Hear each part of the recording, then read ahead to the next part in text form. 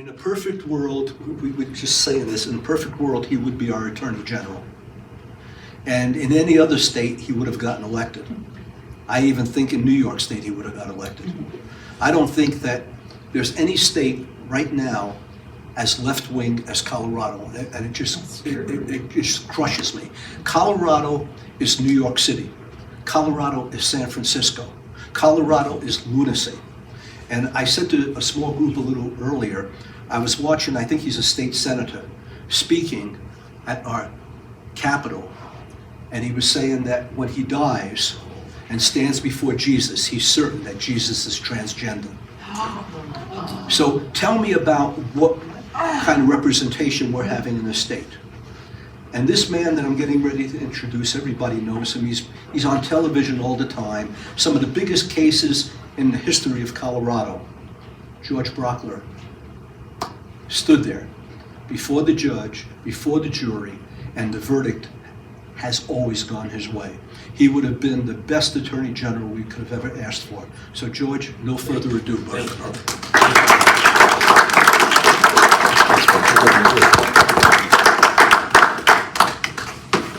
Thanks for having me up here. I'm a Jeffco kid. I was born on Staten Island, that is true. My dad grew up in Jamaica, Queens. I've got the Yankees thing in my blood, so I've been a Yankees fan since we were the Denver Bears. Baseball, which, by the way, that'd be okay too right now. The Rockies are playing. I'm not sure who would be better.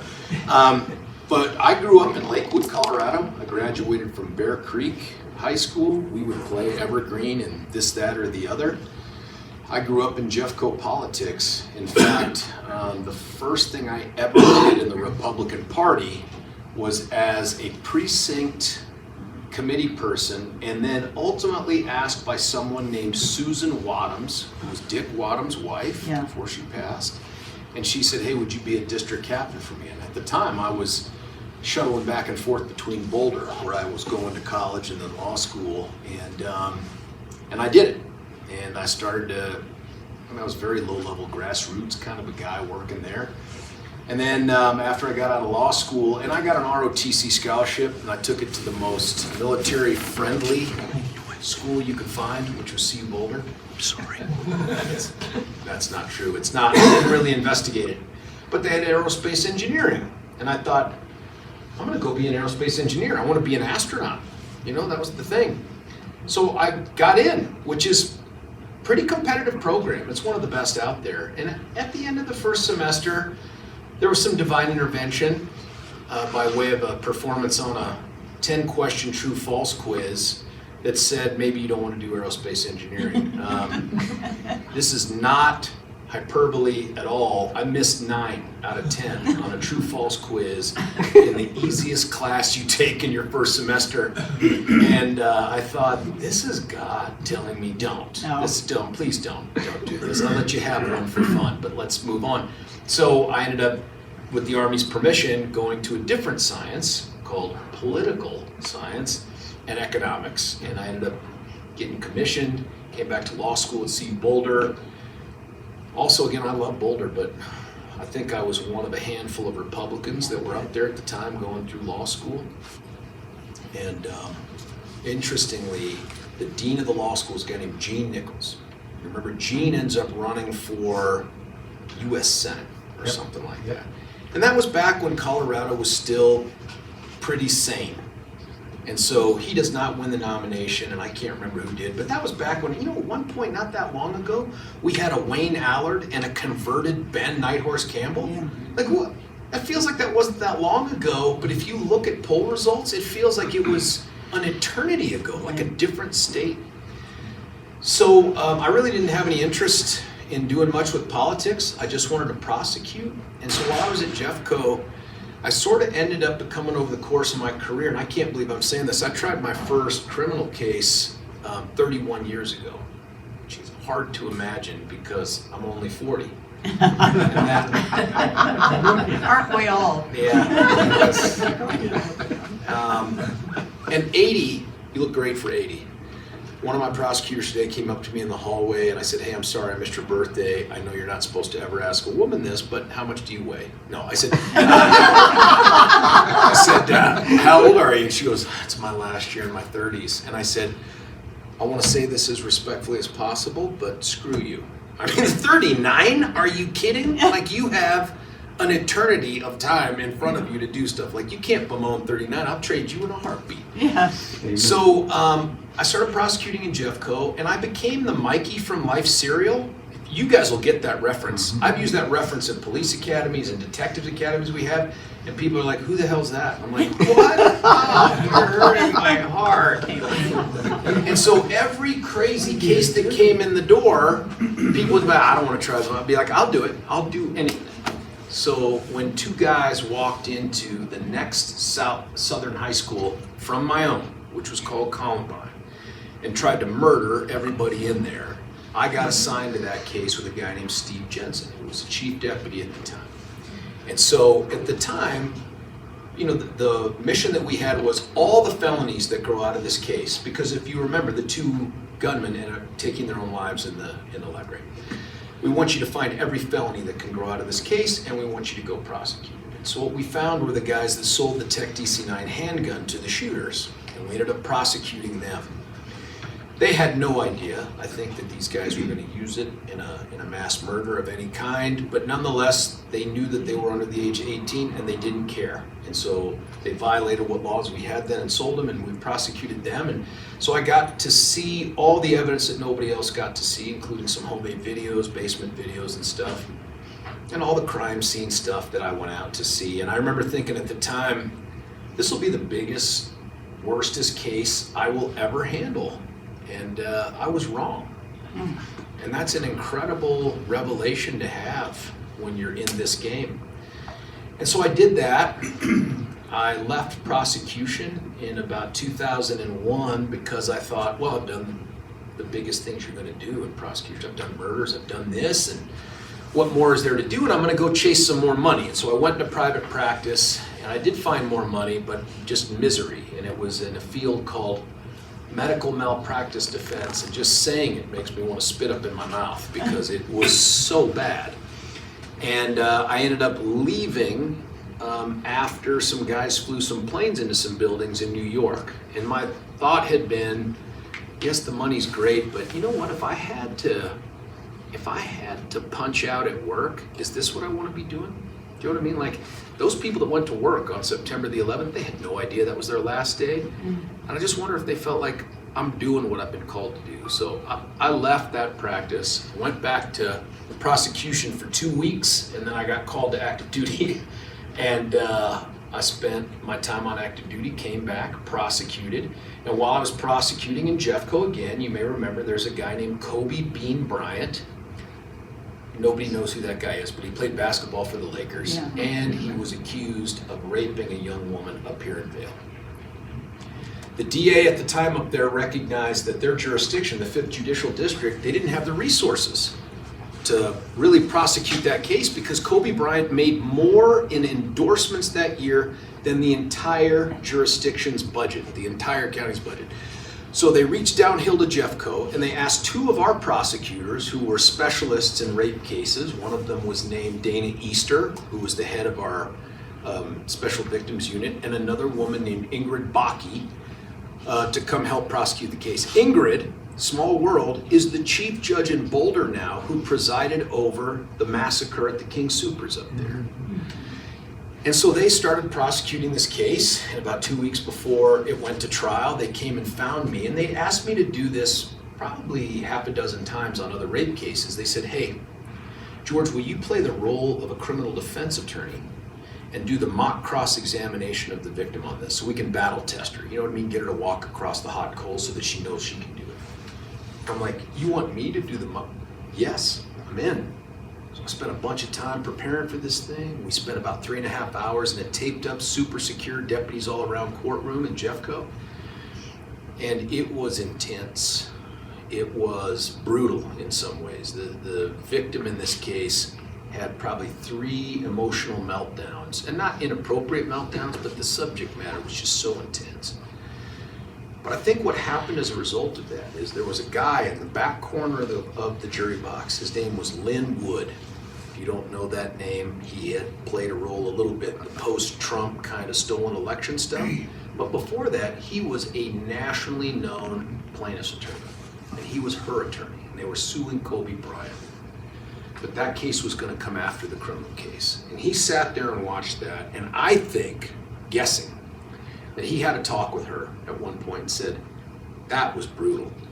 That was just that punk guy for 3.5 hours. If Pam Mackey, who was the big time attorney that represented Kobe Bryant, if she gets at you in public in a criminal case, she's going to have you up there for a day or more. The value of our civil case is zero, because everyone will have seen how you've done up there.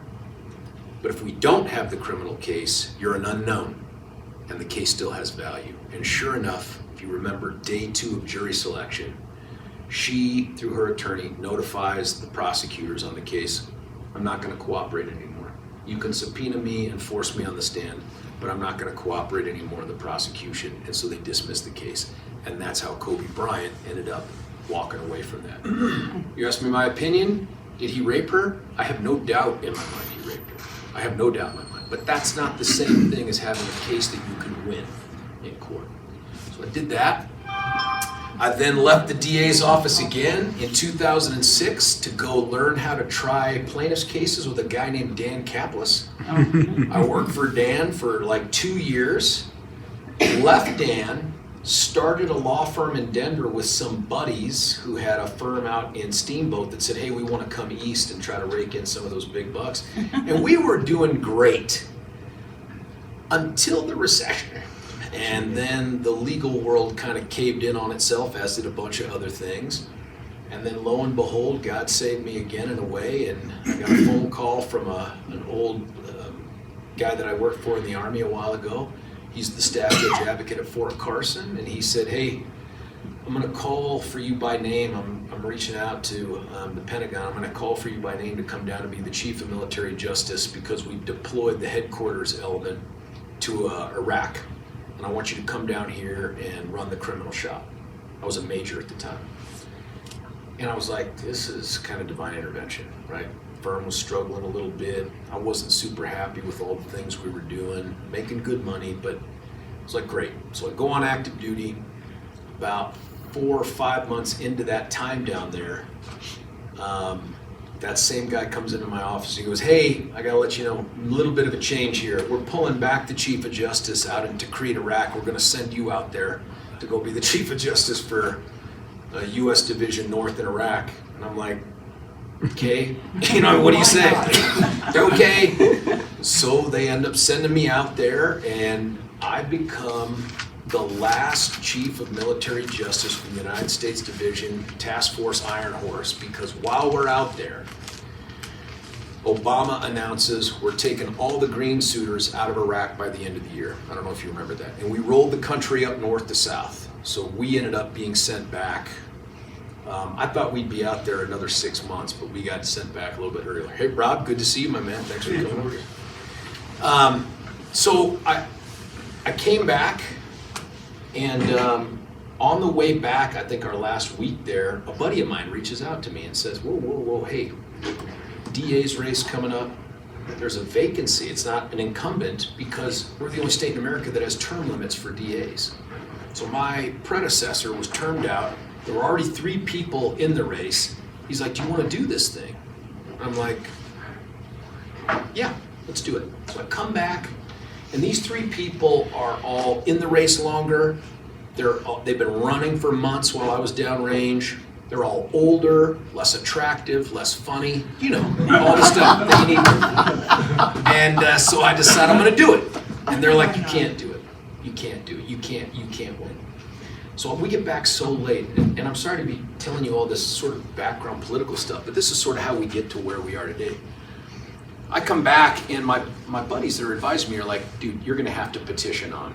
You can't go through the assembly. These guys have been working the ground all this time. That's it. And I'm like, well, I really want to go through the assembly. And they're like, it's a loser. Don't do it. So there's 4 counties in the old 18th, Arapahoe, Douglas, Elbert, and Lincoln. And we stand outside of Douglas County, my home county. I've lived in Douglas since '96. By the way, I looked for houses up here in Evergreen. But back in '96, they were far more expensive than any houses down in Highlands Ranch, which was just starting to like explode. So that's how I ended up in Douglas County instead of being your guys' DA. But so we stand outside, we're petitioning on, and my buddies are all in there doing their precinct stuff. I go in there, and the feedback is crazy. People are coming up like, whoa, whoa, you didn't get a talk on the stage. Why didn't you get a talk on the stage? I'm like, if you're petitioning on and you don't go through the assembly, you don't get a play in the assembly. That's just the rules that they have. So the feedback is so good. These guys come to me and they're like, whoa, whoa, I think you have a shot at the assembly, man, just based off of this feedback. Let's not do the petition. Let's instead go through the assembly. So we go to Arapahoe, we go to Elbert, and we go to Lincoln, and then there we are at the assembly at Regis Jesuit back in 2012. I think it was August. Back then they had it in August, not June. They hadn't monkeyed with the dates yet. And with 4 people on the ballot, I took almost 50% of the vote and kept everybody else off the ballot. One person, my predecessor's handpicked successor, she got 27% of the vote, and she petitioned on and forced a primary, which we won. And then we won the jurisdiction, outperformed Mitt Romney on the ballot. And then while I was kind of hanging out in between nomination and getting sworn in, a guy walks into a movie theater at the corner of 225 and Alameda and tries to murder everybody in there. Guy brought with him 4 different weapons, 700 rounds of ammunition, including many steel penetrator rounds.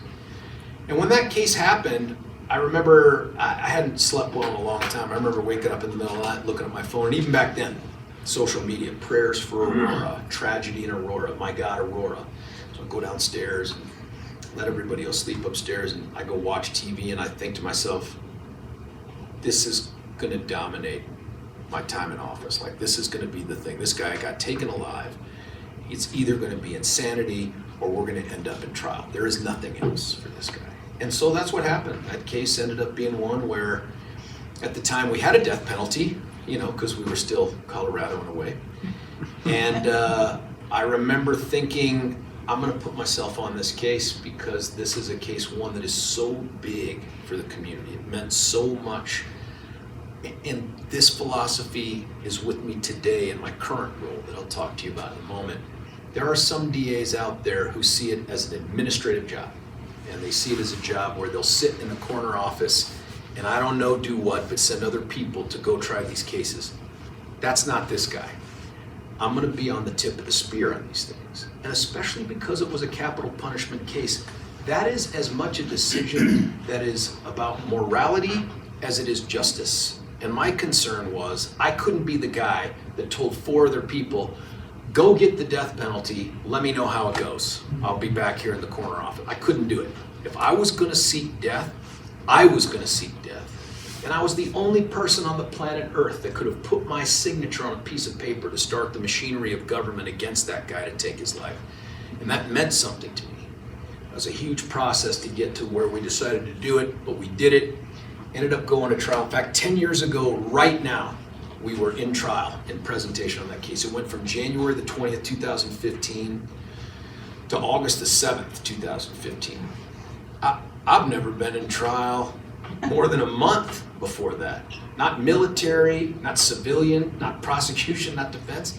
This was incredible. But that's ended up being how people knew me. So that case ends. And I'll tell you what happens. I start getting calls from the national guys saying, run against Michael Bennet for the US Senate.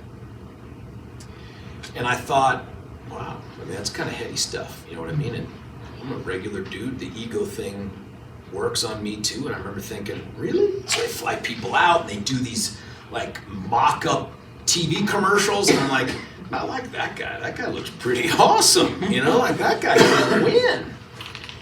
And then along the way, God once again sort of says, hey, slow your roll, man. And my son gets diagnosed with muscular dystrophy, my oldest boy. And I remember thinking, it is hard enough to be a dad when you're there.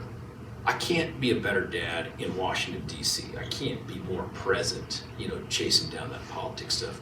So I bailed on it. Time goes by. As you know, that worked out well. The Republicans won that one. No, they did not. They did not. Michael Bennett's still there. And then the Attorney General's race came up. I had no interest in it. And just to remind you about where I started, I said, I'm gonna run for governor. I'm running for governor against at the time we didn't know it was gonna be Polis.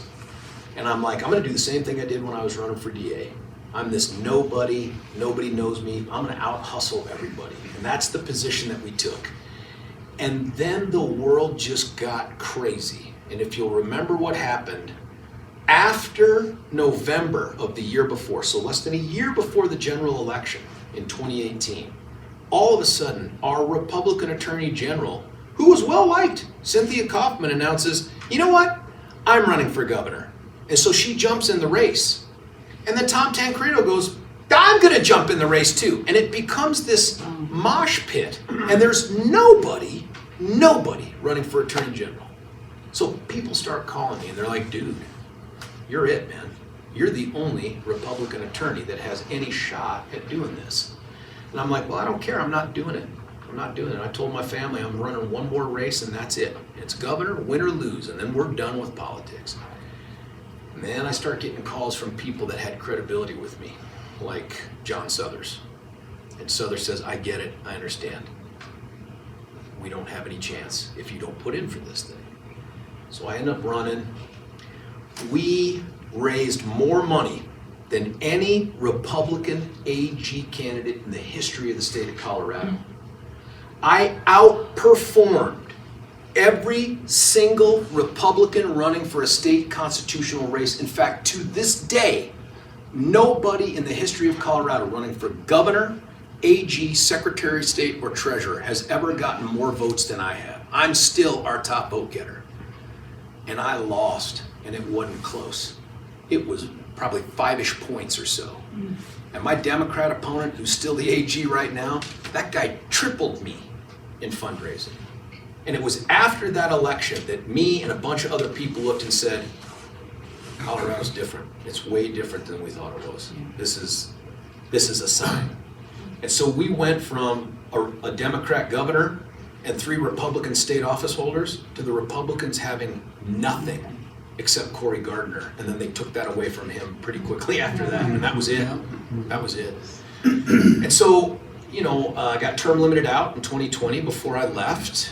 And in fact, it's the 6-year anniversary today.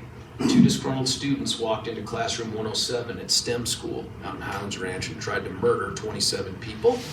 But a hero named Kendrick Castillo stopped him. It was,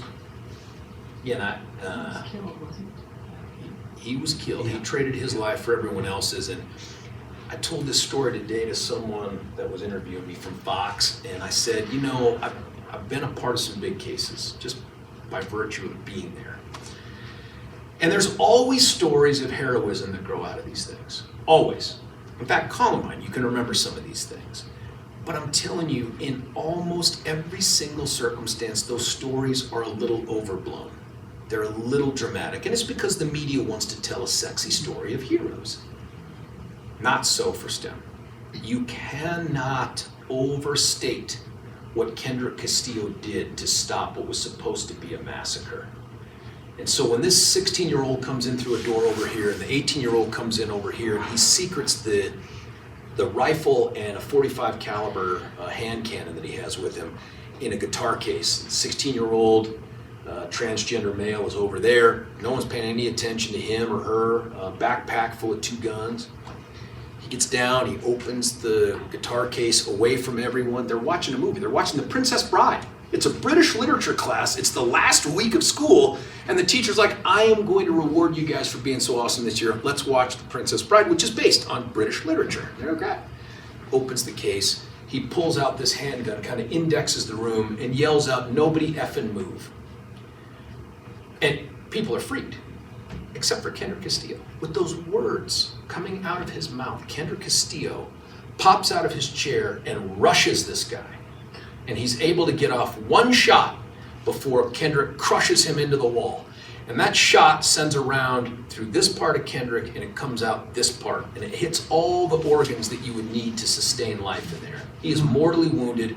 There was never a chance to save his life.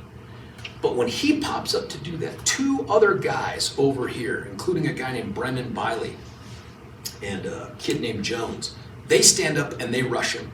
And as Kendrick goes to the ground, they're on this guy struggling with him. Kids start running to the other side of the room. There's the 16-year-old. And as they're running over there to get away from this, bam, bam, there's 5 shots. There's the 16-year-old. Boom, boom, shooting kids. Now panic ensues even more. Kids turning around, now they're running out this way.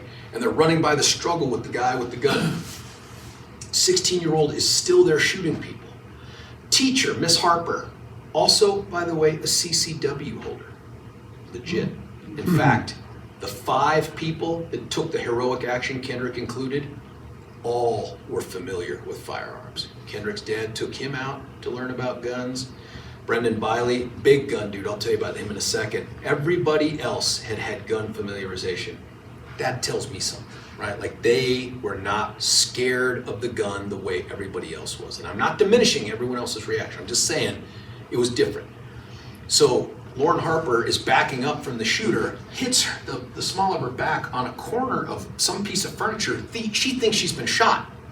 And so she goes to the ground and she says, I'm playing dead. And she said, but like a second later, she's thinking, my God, I can't play dead and do nothing. I can't do nothing. So she pops up. And when she pops up, she sees that this kid named Jackson Gregory, that we now was called Action Jackson, he's hiding under the teacher's desk because he don't want to get shot. But he remembers whatever story he'd heard about Columbine, that everybody that hid under a table or a desk in the library was murdered. And he thought, my God, I don't want to be murdered. So he climbs up from underneath the desk and he sees the shooter in front of him. He leaps over the desk and tackles the shooter. Miss Harper comes up and they start fighting with the shooter to get the gun. One thing leads to another, and Miss Harper has her arm sunk in around the 16-year-old's neck. This is what she testified to. And she says, I'm squeezing so hard, I'm like, I'm going to break his neck. I'm going to break his neck. And then the teacher shows up again, and she's like, wait, am I sure this is one of the shooters? Am I certain? I mean, maybe this is just a student who found the gun. I don't know. They got the gun away from the 16-year-old. What they don't know is that Action Jackson, who's been struggling, was bitten in the arm, was also shot in the shoulder. He doesn't know it. And so she lets him go. Jackson takes off down the hall, holding his shoulder a little bit. He's not sure how bad it is, but he's got a bullet in there. Miss Harper starts tending to some of the other students who have blood coming out of them. 16-year-old gets up, walks over to their backpack, and grabs out a second gun. Yeah, that happened.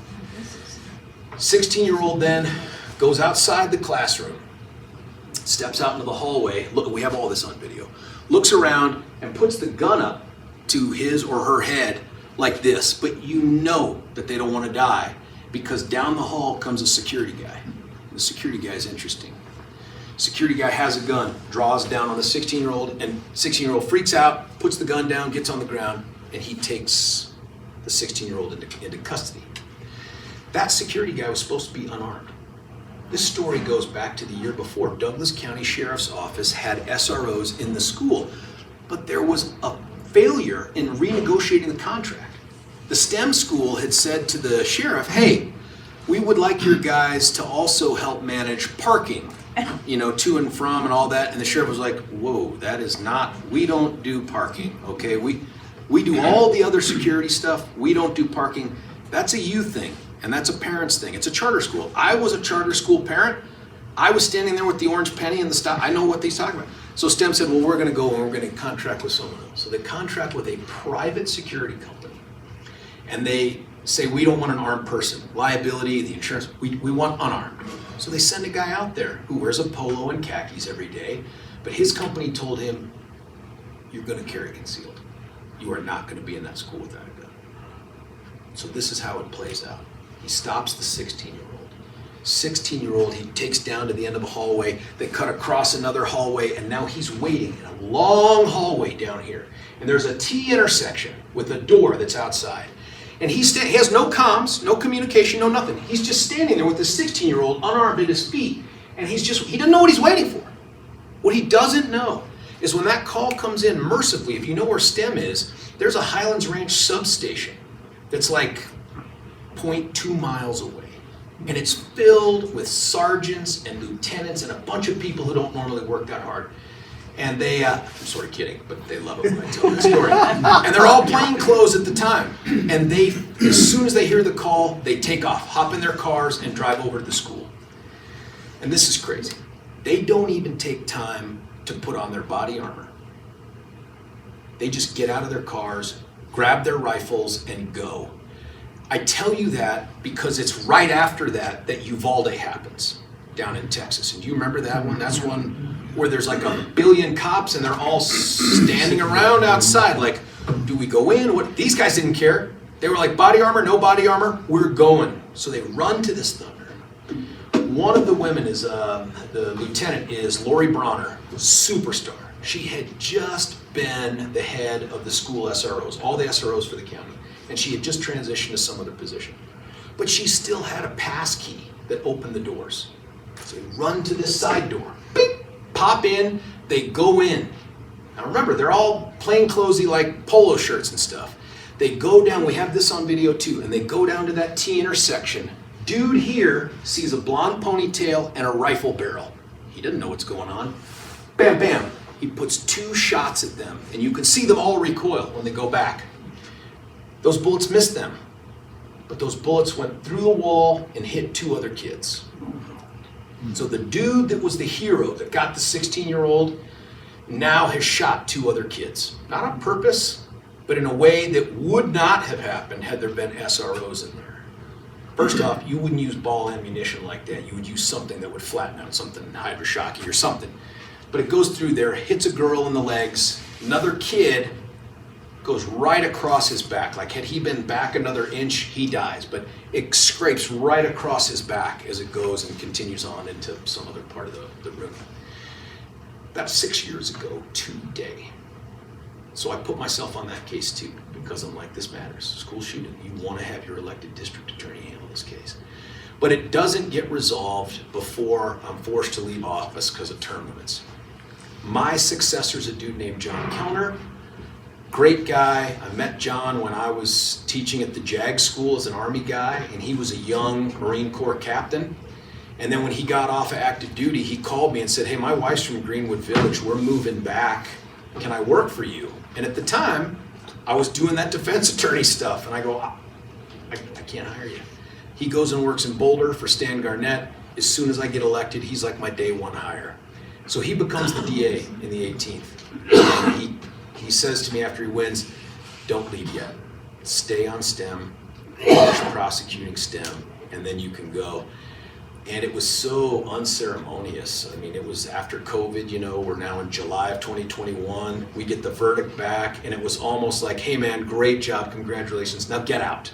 You know, like the new king doesn't want the old king around, and I get it. So it was like, thank you, bye-bye, get out. So I left, and I thought that was it. The legislature had created a new judicial district, and it was going to be out of the old judicial district. So first let me ask, does anyone know how many counties we have in the state of Colorado? 64, I believe. 64 is correct. That's important because we divide up our prosecution function in the state of Colorado differently than a lot of states out east. A lot of states out east, I'll give you Indiana for an example. They have an elected prosecutor for every single county. That's 92 elected prosecutors. We don't do that. We do judicial districts. And many of them they all run along county lines. Most of them are multi-county. Some are single county. Denver, Boulder, Pueblo, Weld, Mesa. But the rest all have multiple counties. Jeffco has Gilpin. Mm-hmm. The 18th had those 4 counties. Well, for political reasons and fiscal reasons, Douglas and Arapahoe got together and said, let's get a divorce. You know what I mean? Like, you go your way, we'll go ours. And the legislature agreed. It was a bipartisan thing. And so they created the 18th Judicial District as just Arapahoe County, and they created a brand new 23rd, first new judicial district since John F. Kennedy was in the White House, out of Douglas, Elbert, and Lincoln. Well, I've lived in Douglas since '96. In fact, I was the only ever DA for the old 18th that didn't come from Arapahoe County. And so I thought, I'm gonna do this. I mean, I still got kids at home, still 2. I'm like, stand up a new DA's office? Nobody's done that that's alive. I don't know what the challenges are, but we have a real chance to do something pretty special here. So I did. I ran. I got primaried. We did really well there. And then in the general election, and again, this is going to sound like I'm bragging because I'm bragging, but in the history of Douglas County, nobody appearing on a ballot for any race ever has gotten more votes than I did for district attorney. Nobody. That gives you some credibility with the political class and some of the other elected officials. And that combined with Douglas County's natural interest in wanting to brand itself as the safest county in the state of Colorado, if not the country, it's been going really well. We've been provided tremendous amounts of support. And so I ended up having a press conference right before I got sworn in. I should have brought the map. And I can't tell you the support that showed up. We had state legislators, commissioners, mayors, city council members, sheriffs, chiefs of police, our federal agency heads, FBI, DEA, ATF, ICE, all came to this thing in Douglas County. And I stood there, and it was a very simple message. And that was, if you come here to victimize us, if you come here to steal from us, you should expect to be incarcerated. And people loved the message. I said, I got 2 pieces of advice. One is, follow the law. The second is, if you can't or won't follow the law, go break it somewhere else. So I had the people at the county gin up a giant map that showed the new judicial district and the roads you have to take to drive around it. And I put that up there and said, memorize this map, because you don't have to come through here. There's ways to get to where you want to go, because that gas is cheaper than the time you'll spend in jail. And people loved it. And that momentum has kept up since then. And what is wacky, and what you'll appreciate, because you guys have been here a long time, is 20 years ago, 25 years ago, if I had said, break the law and you'll be held accountable, people would have yawned, like, yeah, right, isn't that what we do? But what we have seen over the last 10 or 15 years with this lefty progressive lurch from Denver that seems to be spreading everywhere is there's no longer accountability. These people that commit these crimes, they're the real victims, right? Like society has failed them. We haven't done more to figure out what motivates them to steal or to commit violent acts or to deal drugs. And I'll be honest, I don't want this to sound heartless.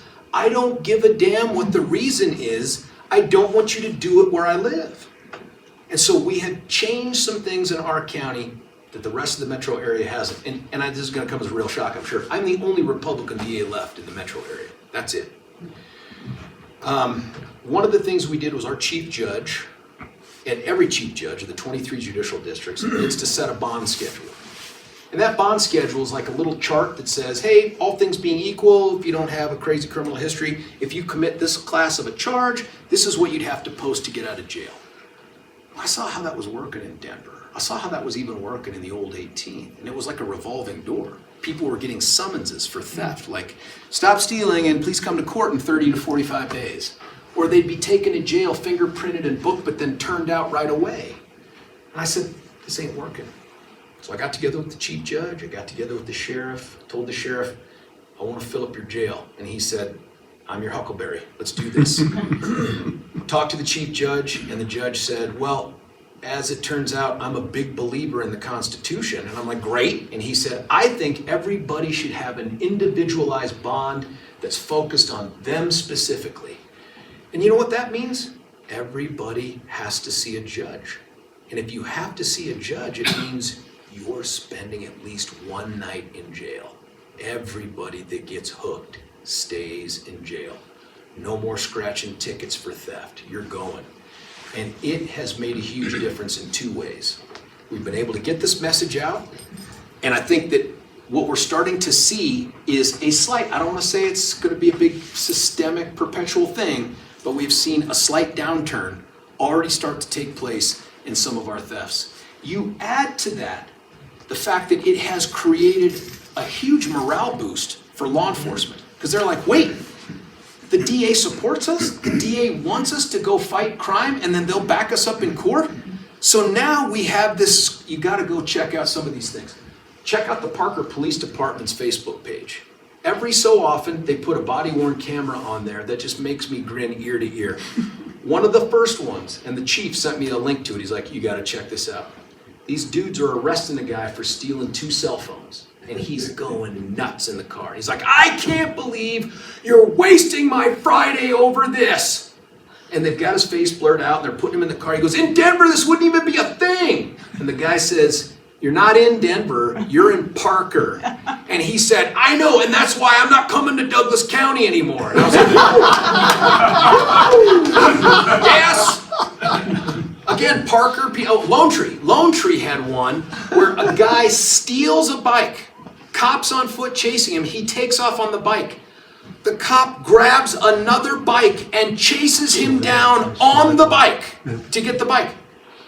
You think that happens in Denver? No. There was another couple guys that went into the Kohl's in Parker, and they loaded up a cart full of goods, and they were just going to push it out the side door and go away. And I imagine in Denver, someone would have held the door for them. And been like, did you forget this? Here, take a couple more of these things. That's fine.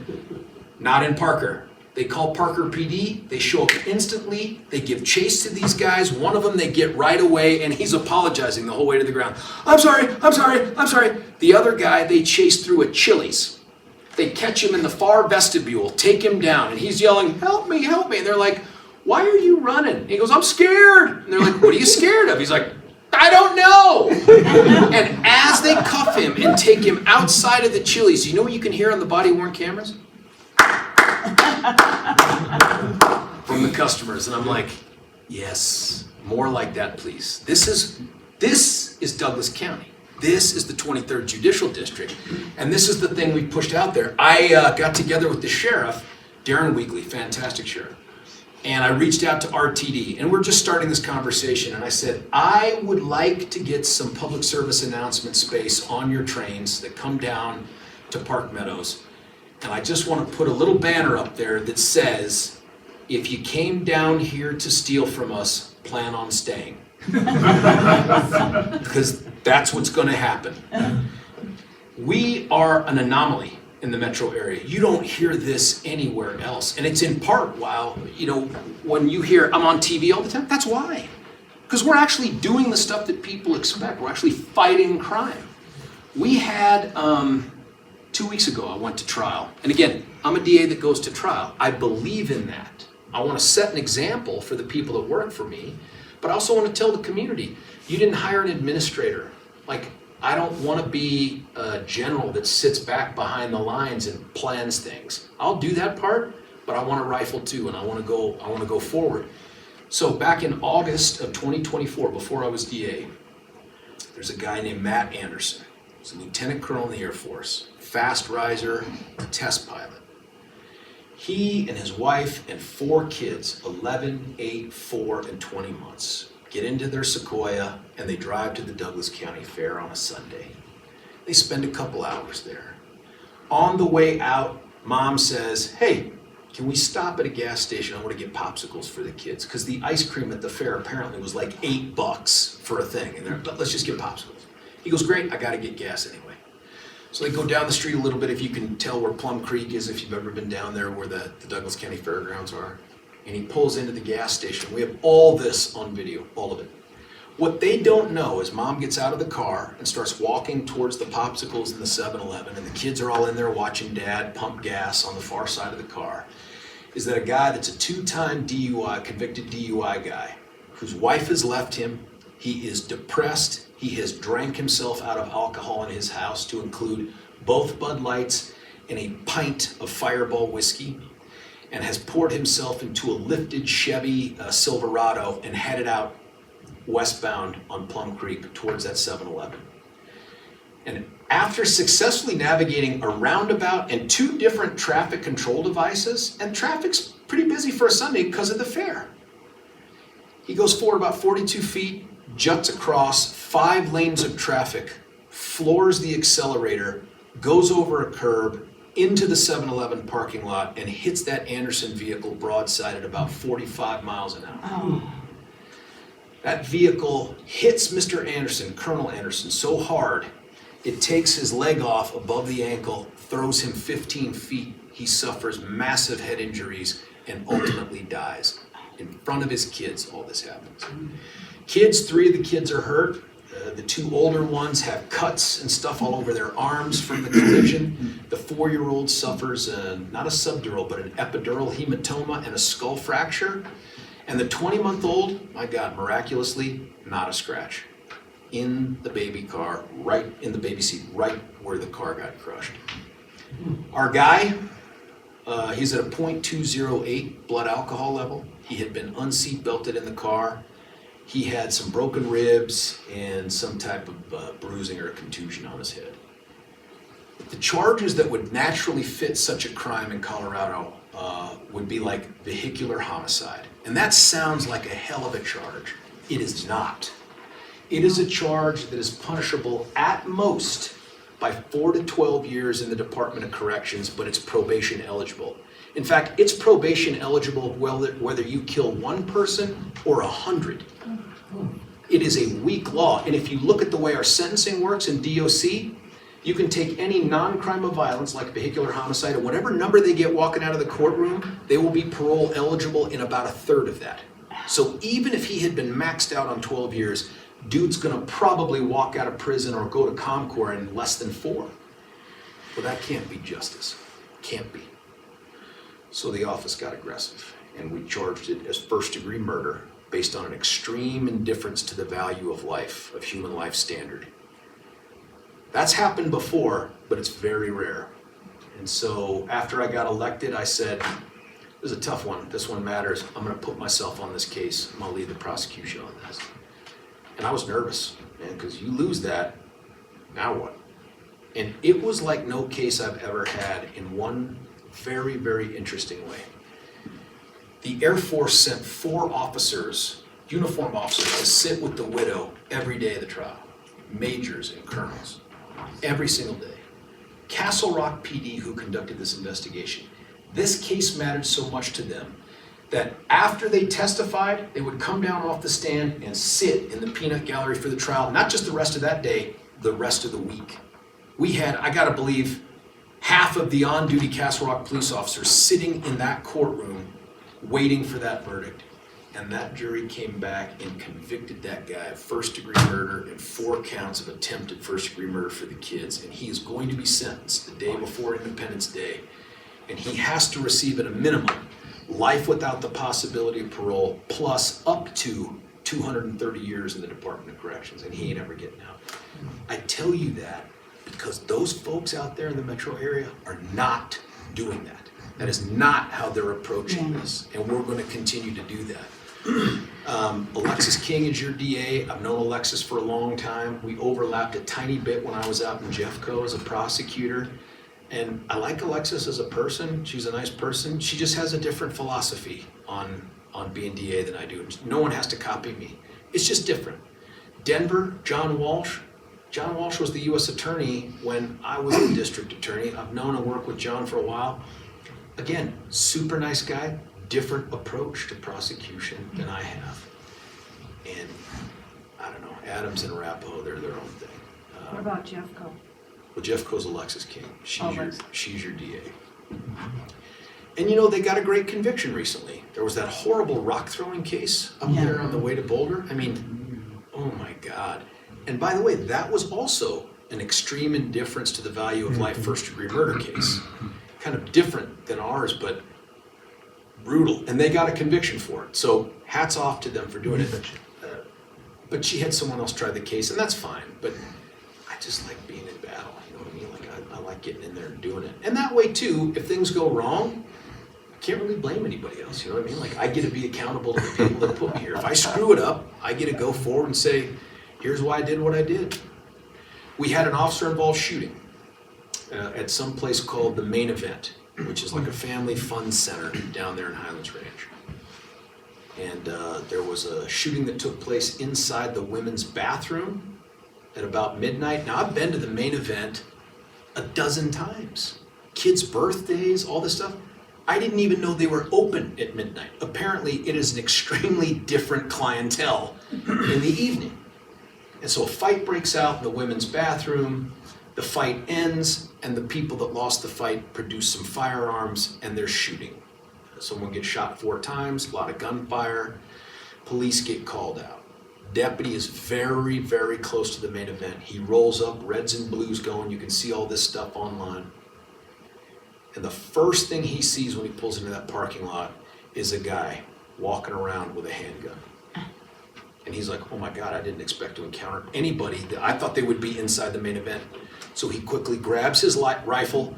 This guy's walking around, he's engaging some other people, saying some things, and this guy comes up on him and yells, drop the gun, put the gun down. Dude doesn't do it. Instead, the guy starts to turn. And when he starts to turn, pop, pop, pop, pop, he gets shot and killed.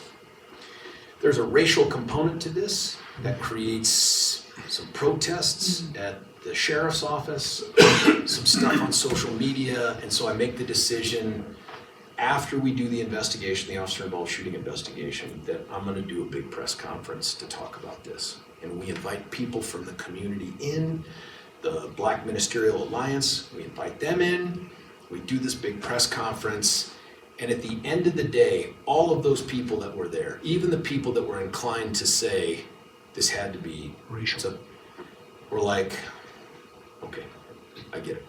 Horrible tragedy. Wish it hadn't happened, but I understand why it happened. And that's why you haven't heard anything more about this, is because we've engaged the community, said we are transparent, hold us accountable, and we've been able to move on. We haven't had any of the George Floyd kind of stuff that took place, because I think once the people saw it, they were like, I get it. You can see that video too online. I guess that's my way of telling you after a 3-hour talk here, all of that is a way of getting to the point where the last Republican DA in the metro area is trying to do things the way I think we did them in Colorado when I was a kid growing up here in Lakewood. I don't think I'm doing anything special. And I think I've been the beneficiary of following a bunch of people that have set the bar so low that I don't have to be an A student to look like a winner. I could be a C student. And all that people are seeing is, you're not an F student. Like, you're great. You're number 1 in the class. And I'm like, am I? That's great. I'm happy to answer any questions you guys might have about anything. Any case you want to talk about that is not currently pending in our jurisdiction, politics, whatever. Rob Canute in the back. Just a point, kind of a humorous point. I was at the fur luncheon earlier today, and next to where Phil Weiser walked out. And I was going to get up and confront him and say, greetings from George. I passed. I think it's phenomenal the way you handle this with engaging the Ministerial Alliance. That it's a component that's racially sensitive. I think that's a great way to handle it, George. I appreciate that. Give you commendations on that. Believe Are you me, announcing you're running for state DA? you know, Rick asked me that. So many people have asked me that, and they've said, dude, perfect time to run for AG. And I'm like, listen. No Republican is winning a statewide office this election cycle. And I'm not talking down the party. I just see Colorado for what it is right now. And I don't think we're not going to ever get there. It ain't going to be this cycle. It may not be the next cycle. And I've told everybody that's asked, I'm like, listen, it is hard for me to look in the mirror every morning having lost to Phil Weiser, right? There's a dude that has never stepped foot in a courtroom, and that dude beat me. If I lost to both Phil Weiser and Jenna Griswold, I would have to move off the planet because I couldn't look at any of my neighbors in the eye again. Like, how did you lose to those two people? I'd be like, I don't know. I mean, I'd develop a Herbert Lom facial tic, you know, like, so I appreciate that, and I'm flattered by it. And if I believed that we even had a puncher's chance, but I just don't. Right now, we're not built for it. There's something wrong, and we haven't figured it out yet. Yes, sir. Democrat strategist Ted Trumba has said that there will not be another Republican statewide victory unless we put a halt to ballot harvesting. And I'm wondering, as a result of your runs, do you have any insight into all the various things that they include under ballot harvesting? I think when he's talking about that, and by the way, just as a little note, the night before the general election, Ted Trumpa was on the radio saying the only Republican that will win tomorrow is George Brauchler, and he was wrong. But they have an organizational structure to chase down ballots and harvest them that we can't dream of. In fact, at one point, I remember I was talking to Ted on the radio back when I took over for Pete Boyles. And I said, hey, how did you get the Democrat organization structured and all that? And he laughed and he goes, whoa, whoa, whoa.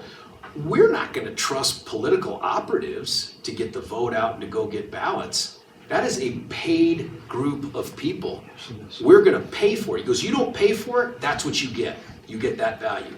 So I think what and I think Jared proved this. This guy went out and spent $20+ million. He rejected the Democrat Party. It was like, they didn't like him. Do you remember that? They wanted Kerry Kennedy or somebody else. And he was like, well, to hell with you. I'll just pay my way on. And he had that door-to-door infrastructure that I think it was like rising tide lifts all boats. That's why Jenna and Phil and the guy nobody can name as treasurer. Anyone know his name? It's a transgender, I heard. Oh, he's not. The No. treasurer. The next one might be. This current one Oh, okay. is a guy named Might be the next one then. Thomas. That's right, thank you. I mean, here we are struggling. That's why those three won, is because Jared spent so much money getting the vote out and paying people to go knock on doors. That's where we fail. We no longer, remember we were like, oh, we're overfunded and all the rich guys support it. That's over. That's over. They have all the money. They have all the infrastructure. And that's how they beat us. It's not the crazies out there. It's the paid infrastructure, which makes me wonder what we're going to see now that Polis is leaving.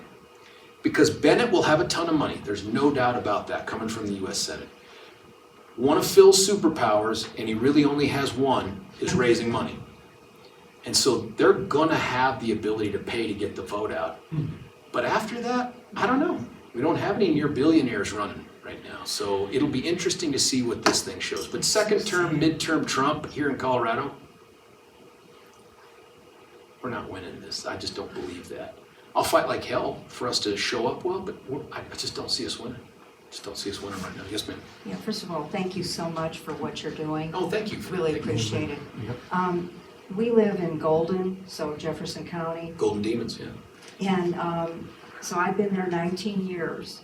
And when we started living there, there was literally no crime. I mean, and I'm a walker, and I'm always getting out and walking, and no problems at all, right? Over the last several years under the Biden administration, we have, and under Jared Polis, our wonderful governor, we had a meeting in our neighborhood about a year ago with the Jefferson County Sheriff, because there have been so many break-ins, and people, and I think a lot of them were Venezuelans that were literally running into our neighborhood in the middle of the night and breaking in, and it, more like stealing cars and that kind of thing.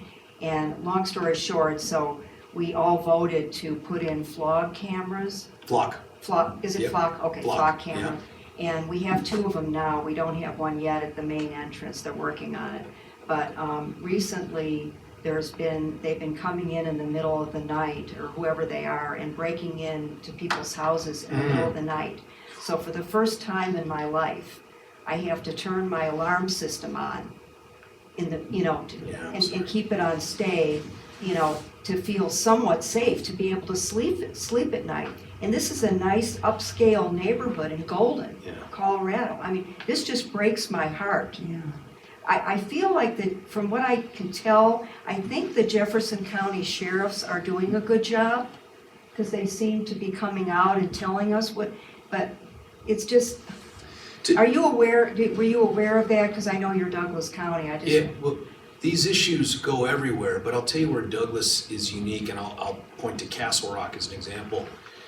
And again, some of this as a constitutional conservative guy gives me just a little bit of pause, but I'm telling you, it's worked out pretty well. They have something called the Milestone system in Castle Rock. 800 cameras all over the streets. Not at people's homes, but you know what I mean, but all over the streets. Are they these flock? They use flock also, and they have more flock cameras than any city in Douglas County, maybe in any city in the metro area.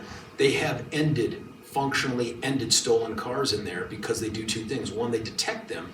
So this is what you need to ask the sheriff. And it's Reggie Marinelli. I used to work with Reggie a long time ago.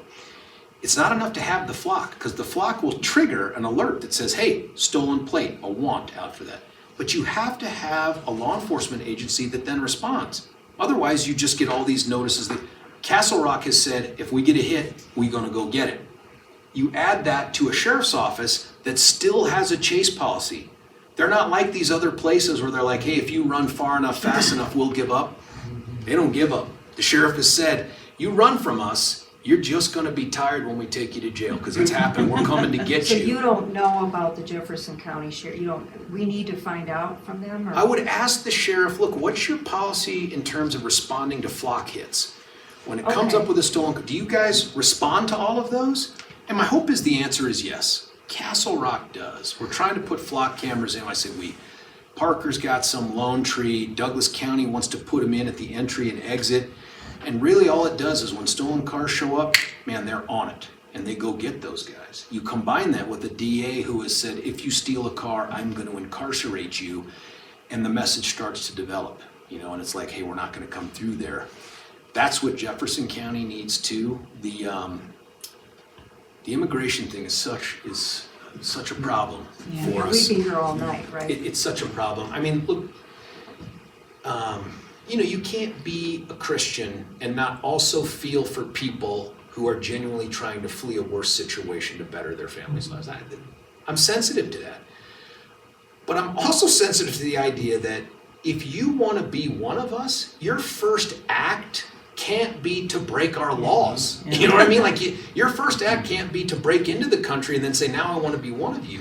So in that same press conference where I told you I had the map and stuff, someone asked me about immigration from the media, and I said, look, my first best advice is this. If you're here illegally, get legal, okay? But if you can't get legal or you won't get legal, be on your best behavior. Because I will show no pity or mercy for someone who commits a crime and then says, well, now I'm going to be deported. That's a decision you made, my friend, and that's the approach that we ought to be taking. But it seems like other parts of the metro area have a different approach. And the problem that creates is we may recognize jurisdictional boundaries like counties and cities. They don't. They don't. They don't. They don't care about that. It's just some other place to go to steal and rob. So unless we teach them through experience and deterrence, this is a problem. And this is my biggest gripe about Denver. Every crappy policy decision they make infects the surrounding counties. If they took a different approach with homelessness and immigration and lawlessness, instantly the entire metro area would improve in terms of law-abidingness. But they don't. And so the only approach we can take is the one I think we're taking, which is to send the message, don't come here, because we're going to get you, and we're going to hold you accountable. I wish we didn't have to do that. Yeah. Yes, sir. Well, I was going to say, last summer, a couple Jeff Code sheriff deputies came to our development in Golden, and this is when they were making the decision, we were making the decision whether to go ahead and have the flock cameras put in, and they definitely encouraged it. And in fact, they had a couple undercover guys with them, and they were encouraging it as well. Jeffco's a great agency. I grew up working with those guys and gals for prosecution. They're the ones that tackled so much of Columbine and all these other big cases we handled. And I agree with them. The flock thing is effective. It works. It works. I agree. Any other questions? Terry? Sir? Oh, sorry. Oh, Yeah, okay. I hijacked your authority. I'm sorry. Oh, that's quite all right. I just wanted to say, Dr. Whitmer shared a book with me last month when we were here called The Blueprint. And it was written by his son. And it lays out exactly how the Democrats captured Colorado with Polis and a group of about 3 other multimillionaires, billionaires. Yep, And that's the money right. is going through 527 nonprofit organizations circumventing the Democratic Party. And they built a machine that's going to be hard to beat. But, we have to try. Well, And I think there's a unity in the Republican Party that may be missing, that needs to be reinstilled. That's its own meeting right there. Let's talk about what's going on in the party. But let me tell you why I think we should have hope for the future, even if it's not this election cycle. Look at the ballot measures, right? Like every time they try to tackle and take down Tabor, Tabor wins. We put on the ballot this last time pro-law enforcement things like, hey, let's have a $350 million fund to help train, recruit, and oh, by the way, a death benefit for those officers that died. That thing passed overwhelmingly. We had another ballot measure that said, none of this garbage, hey, you get turned around in 50% of your time when you commit a violent crime. You should have to serve 85% of your sentence before you're parole eligible. And that thing passed by a good margin. That tells me our state is not lost. It just tells me there's some disconnect between voters and the ballot measures and voters when they look at names with letters next to them. There's something about that. And it seems to me, not that this could ever happen, if you could make people vote and they didn't know the R's and the D's, I think we'd get a very different legislature.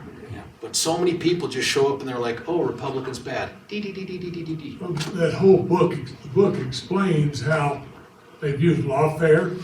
I mean, it sounds like it originated here almost. Death by 1,000 cuts, no matter what your character is. You know, it's power at whatever cost. You know, there is no morality in it. And, you know, so that's what we're fighting against. I think he calls politics a blood sport, and you may know better than certainly most of us about I've how been bloody beaten up it by is. it, yeah. And I told Rob's parents is, we need more Rob Whitworths in government. And I get why he's not there, but we need guys like that and gals like that in the legislature. And we do get some, but our system right now just does not seem to generate the kind of candidate, and maybe it's the letter thing, that can win where we need to win, where we should win, to give us some balance. So I hope that changes. Sir, you had a question too? What's gonna happen with this lawsuit that Pam Body's bringing against the governor and Geez, that's such a good question. I mean, from a legal standpoint, what's your opinion? Is it gonna fly, or is it just gonna be? Yeah, I think it's tough. I think it's really tough. Because, and this is the weird part, Democrats are only in favor of the 10th Amendment and states' rights when they're arming Boulder with the ability to disarm us. Do you know what I mean? Like, they're like, Boulder should be able to get rid of semi-automatic rifles. But on every other issue, local control is awful and states' rights aren't. Well, this is sort of where we're at. We're a states' rights people. The 10th Amendment matters to us.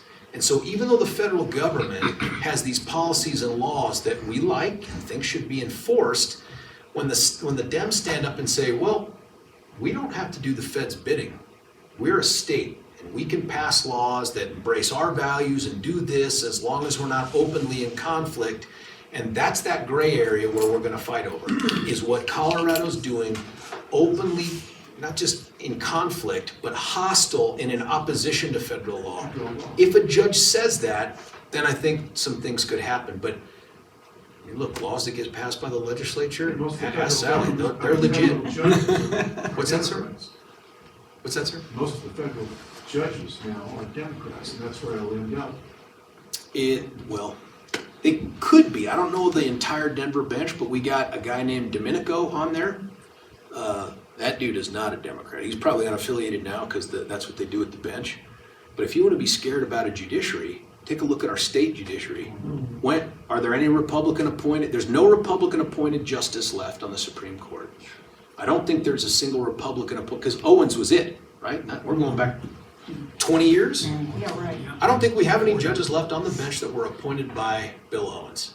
That means every judge at every level in the state was appointed by Polis or Hickenlooper or Ritter. Doesn't mean they couldn't have been Republicans, and frankly, we have a great chief judge in our jurisdiction, but, oh, buddy. Here's another thing, the judicial nominating process.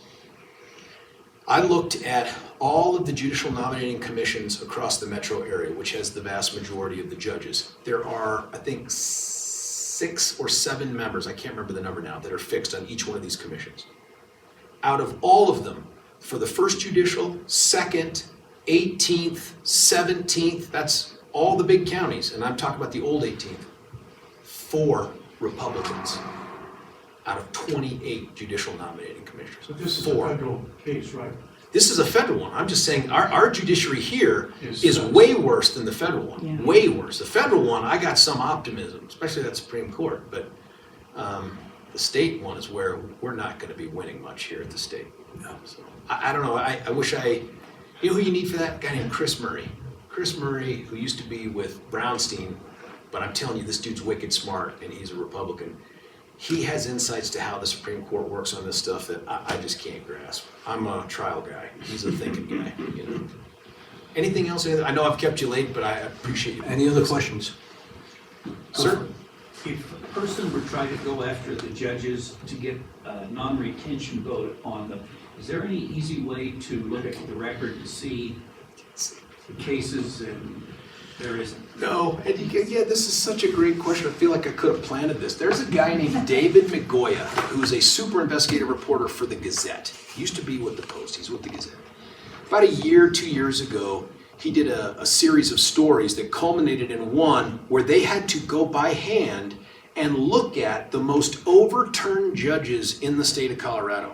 And then he wrote an article to put that out there. Now, you would think that would be the normal part of the process of reviewing judges for us to vote on. Like, how many times does a judge above you say you were wrong and you made a mistake? We don't get to know that. The Judicial Performance Review Commission is not empowered to ask those questions or get that information. So Migoya and the Gazette were going to sit down and try to do a database, but it's so hard because they had to do it by hand. But one of those judges was out of Jeffco, for sure, at least one. One was out of my jurisdiction. But you'd think that error rate would be something you'd want to consider. Running a campaign against a judge is tough because they only need 50% plus a vote to get on the ballot. And remember, it's an up-down. Nobody runs against them. It's not like Texas or something. So retention, and my advice for a long time has been, if it's just an up-down retention vote, the standard ought to be higher. If you can't achieve 65% of the vote when nobody else is on the ballot with you, maybe it's time you move on. And if you look at the numbers for most of the judges, most of them are hitting around 65%, but those that don't, maybe we need new judges. But in a place like Jefferson County, the number of votes you would need and the campaign you'd have to run, because so many people just knee-jerk vote for these guys, I think it'd be cost prohibitive. You would need someone with money to come in and do it, and they would have the ability to do the researching, but who knows, man? I don't know. The judges in my own jurisdiction, I can't tell you these numbers. So it's a great question. We deserve the information. It doesn't make sense to ask us to vote for or against them without it, but that's where we're at. See you, Sally. See you, Hi, Senator. Sally. I think when I started talking judicial performance, I lost her.